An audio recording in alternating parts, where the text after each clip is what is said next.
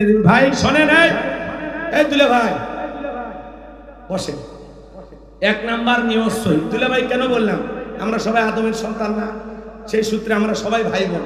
Donald ট্রাম্পও আমার দুলে ভাই, আপনারা বুঝিচ্ছেন? জি জি জি, কষ্ট হচ্ছে দেখেন। দুলে ভাই কইছি তাও খুশি না, আর কি কইলে খুশি হবে? ভাইরা কইলে খুশি হবে? ওটা কর উপায় নেই, বিয়ে তো করে ফেলে দিছে। এদিকে খেয়াল করেন, এক নাম্বার নিয়ত সহি, কুরবানি আল্লাহর জন্য। তার জন্য অনেকে কয় ছেলে মেয়ে কুরবানি না দিলে মানুষের বস্তুর দিকে তাকায় থাকে। হুজুর, এটা আমি সহ্য করতে পারি। কুরবানির দিনে যদি জামাই বাড়িতে গোস্তই না ফাটায়, মান সম্মান থাকবে মেয়ের। অতএব কিস্তি তুলে হোক আর সুদের উপর টাকা নিয়ে দিও, কুরবানি দেওয়াইলে। আচ্ছা বলেন তো বাজার, এই নিয়তে কুরবানি দিলে কি হবে? কুরবানি করা মানে কি? খাওয়া। কুরবানি করা মানে কি জানেন? ত্যাগ করা, স্যাক্রিফাইস করা, বিলিয়ে দেয়া, বন্টন করা। ভোগের নাম কুরবানি নয়, ত্যাগের নাম হলো কুরবানি। অন্যের মুখে হাসি ফোটানোর নাম কুরবানি। খালি ফ্রিজ বানাইলেন আর প্রতিবেশী মশলা বাইটে বসে আছে, আদা রসুন বাইটে। আদা রসুন বাইটে কি বলা? ভাষা কি ঠিক আছে? যে মশলা যে রেডি করে রাখে কি বলে? মশলা বাইটে বাইটে রাখে। হ্যাঁ, তো ওই বৃদ্ধ মহিলা মশলা বাইটে রেডি হয়ে আছে। বাচ্চা কাচ্চা বলতেছে কখন হবে রান্না? অপেক্ষা কর, প্রতিবেশী কুরবানি করছে, দিয়ে যাবে বাবা, একটু অপেক্ষা কর। মশলা নিয়ে সারাদিন বসে আছে, আপনি দুইটা টুকরো দিলেন না, আর আপনি খাইয়া মহেশপুর বাজারে যা দাঁত খিলল করতেছে, আর দোকানদারে বলতেছেন একটা ঠান্ডা দিয়ে। কুরবানির গোস্তের সেই স্বাদ। আর প্রতিবেশী মশলা বাইটে, আপনার কুরবানি তো হবে না। আগে ওরে বাড়ির কিছু পয়সা, ওরে একশ্বাস খাওয়ার মতো দেন না, দুই চার টুকরে দিয়ে আসেন।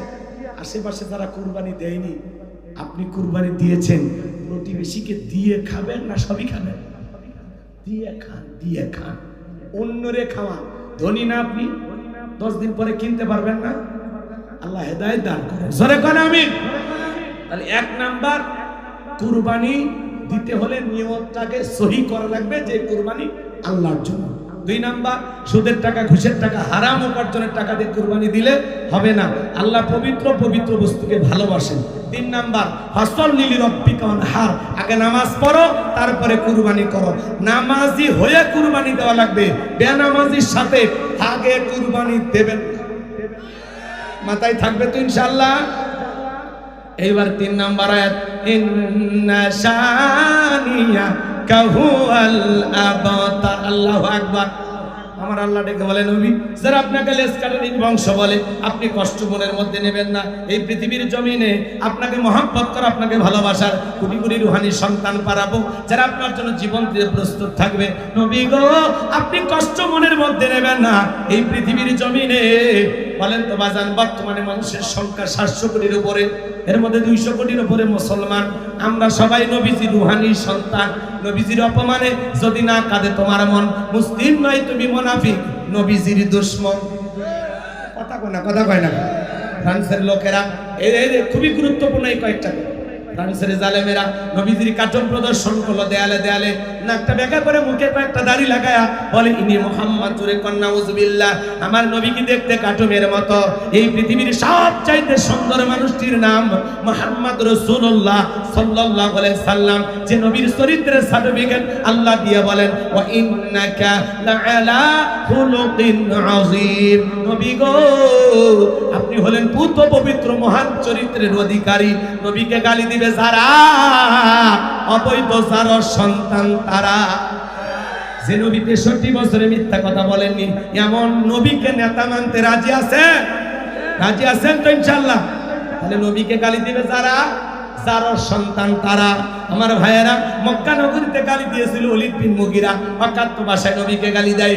আল্লাহ আয়াত নাযিল করে বলেন, উতুল্লিম বাদা যালিকা জানিম। নবী গো, এই ওলীদ বিন মুগীরা হলো পিতৃ পরিচয়হীন যার সন্তান, ওর জন্মের ঠিক নাই। ওলীদ বিন মুগীরা বলে, নবী এত বড় কথা আপনি আমাকে বলতে পারলেন, আপনি থাকেন, আমি বাড়িতে যাই, জিজ্ঞাসা করে আসি আসলে আমি বৈধ না অবৈধ। ছেলেটা বৈধ না অবৈধ জানে কে? ফ্যাক্টরির মালিক, তার মানে তার মা। মায়ের নাম ছিল ঝর্ণা। বলে, মা করবি না কোনো তালবাহানা। নবী মুহাম্মদ সাল্লাল্লাহু আলাইহি সাল্লাম আমাকে বলেছেন, উতুল্লিম বাদা যালিকা জানিম, আমি নাকি পিতৃ পরিচয়হীন যার সন্তান। ওলীদ বিন মুগীরার মা মনে মনে ভাবতেছে, এই তো তো নবী জানলো কেমনে? কিন্তু নবী তো জানতেন না, নবীকে জানিয়ে দিয়েছেন তিনি কে। এই ওয়ালিদ বিন মুগিরার মা বলতেছে, বাবা আমার এক পা কবরে চলে গেছে, আমিও মিথ্যা বলবো না, তবে শোন, তোর বাবা ব্যবসা বাণিজ্য চেনে, টাকা পয়সা চেনে, কিন্তু তোর মায়ের মন বোঝে না। সে যে কেন আসে না, কিছু ভালো লাগে না, এবার আসুক, তারে আমি মজা দেখাবো। কথা কন। এলাকার ভাইয়েরা যখন বিদেশে থাকে, কিছু দুষ্ট দেবর আছে, সুযোগ পাইলে ভাবির দৌড়ে যায়, যা স্লোগান নাই, ভাবি ভাইয়া তোমার বর, আমি যে দেবর, ভেবে দেখো ভাবি কার কত দাবি, ভাই গেছে মালয়েশিয়ায়, আমি তো দেশে আছি। সুযোগ পাইলে ভাবি রুমে প্রবেশ করে বলে, ভাবি আপনার যে চেহারা দেখে মনে হয় না যে আপনি 2 বাচ্চার মা। হে বদমাইশ, বিয়ে নলে ভাবি ডাকলি কারে? কথা কর নাকি আপনারা? কিন্তু এগুলো মডার্ন ভাবি, ডিজিটাল ভাবি, এগুলো এনজয় করে। ভাবির অন্তরে যদি আল্লাহর ভয় থাকতো, কোরআন পড়তে জানতো, তাহলে কি বলতো? কুল্লিল মুমিনিনা ইয়াগুদ্দু মিন আবসারিহিম। হে দেবর, আল্লাহ বলেছেন মুমিন পুরুষের দৃষ্টি থাকবে নিচের দিকে। আমাকে দেখার অধিকার তোর ভাইয়ের আছে, তোর জন্য আমাকে দেখা জায়েজ নাই, ঘর থেকে বের হয়ে যা। মা বোন যারা আবার শুনতেছেন, ও সিনাই দহের মা বোনেরা, 2টা পুরুষ হইতে 2 কিলোমিটার দূরে থাকবেন, একটা দেবর আর একটা দুলে ভাই, এর হলো মৃত্যু তুল্য, বিষাক্ত সাপের চাইতেও ভয়ঙ্কর। কথা বলেন।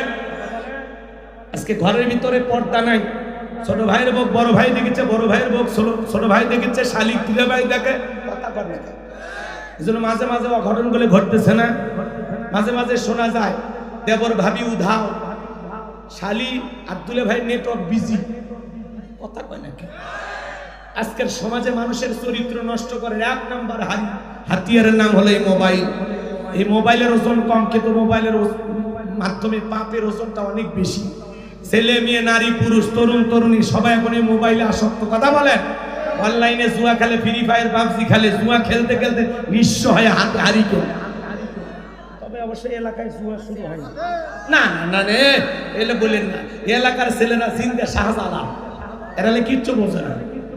এই মোবাইল আপনার ছেলে মেয়ে, তরুণ তরুণী রাতের আধারে একলা একলা রুমের ভিতরে ঢুকে জানালা দরজা লাগাইয়া মোবাইলে ভিডিও দেখুন, আসে না না, আসে না না। আপনি যখন দরজা না করেন, এই বাবা ভিতরে কি হয় রে? বাংলাদেশের স্বাধীনতা যুদ্ধ হয়েছিল ৭১ সালে, এই যুদ্ধে ৩০ লক্ষ মাগর শহীদ, মানে পড়ার ভান করতেছে।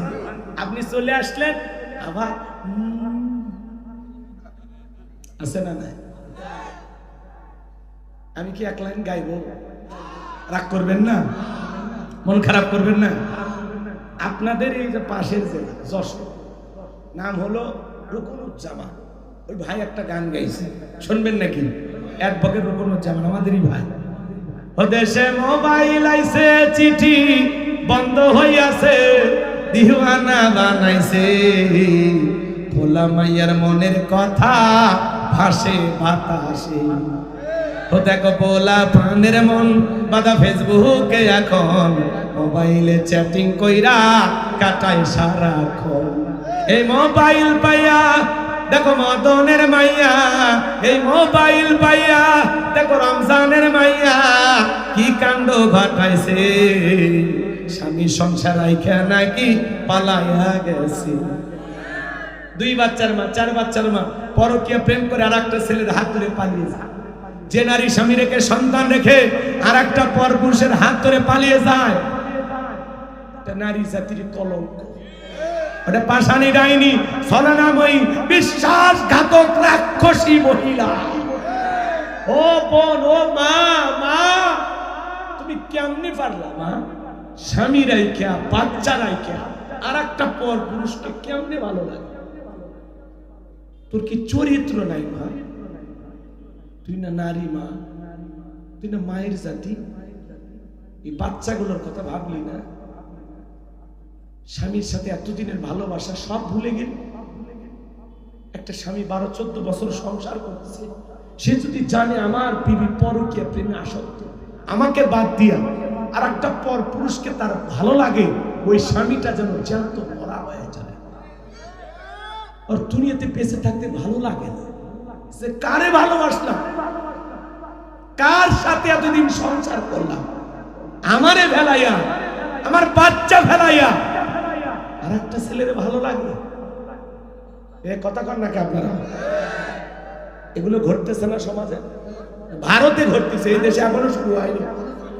মাইক লাগাছেন কাছে, তো এই জন্য ভারতে ওয়াজ শুনেছি। কে এই দেশে এগুলো ঘটতেছে না? কম না বেশি? এই পরকীয়া করোনা ভাইরাসের চাইতে বড় ভাইরাস, আর এই জন্য নারীরা বেশিরভাগ দায়ী। কথা কয় না কেন? নারী যদি পুরুষকে পাত্তা না দেয়, পৃথিবীর কোন পুরুষের নারীর পিছে ঘুরে কোনো লাভ নেই। কিন্তু ওরা পাত্তা দিবি মানে খালি বলাস হয় না, কথা কয় না কেন? ওরা পাত্তা দেওয়ার জন্য পুরুষ খুঁজিচ্ছে। স্বামী আছে তো কি হয়েছে, সাইটে আর একটা প্রেমিক থাকলে কি হবে? আর লজ্জা আছে, আর চরিত্র আছে। কথা বল নাকি আপনারা? দুই বাচ্চার মা, বাড়ি হলো দিনাজপুর, চলে এসেছে ঝিনাইদহ। কে মা কি হয়েছে? কয় এই গ্রামের বলটু। কি করছে? 3 বছর মোবাইলে প্রেম করছে। আর কি হয়েছে? কয় মাঝে মাঝে আমরা হোটেলে স্বামী স্ত্রীর মতো ছিলাম। আর কি হয়েছে? তো তোমার বিয়ে হয়নি? হয়েছে। আগের স্বামী তালাক দিয়েছে, বাচ্চা 2টা। কই রাখছে? আমার মায়ের কাছে। তো এখন এই ছেলের কাছে কি চাও?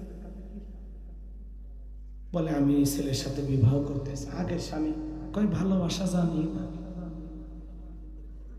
কথা কম। এই ছেলে যে নাই, বাড়িতে তালা ঝুলেছে, মোবাইলে পাওয়া যাচ্ছে না, কি করা যায়? কয় যদি না আসে আমি আত্মহত্যা করে মারা যাব। আমি মুখ হাত দেখাতে আমার স্বামী থেকে বাচ্চা থেকে মেয়ের কাছে আছি, তোর তো মরে যাও। তুই কান্দিস কে? তুই আগে মরার পরে কান্দিস। কথা কর। যে নারী বাচ্চা রেখে সংসার ফেলায় আর একটা ছেলের বাড়িতে সে বিবাহের জন্য অনশন ধর্মঘাট, বাড়ির গেট ধরে পড়ে আছে, লজ্জা নাই?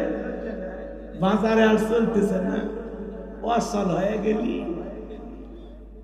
যেই মেয়ে এই ধরনের কাজ করবে, বুঝবেন ওই নারী চরিত্রহীন। জালাবি মানে যেই চ্যাংরাই আজরাইল বিয়ে করবি, আর যখন তখন রুহু বের হয়ে যাবে। আর একটা পুরুষকে ফেলায় যদি আসে, তোরে ফেলায় যাইতে কয়দিন?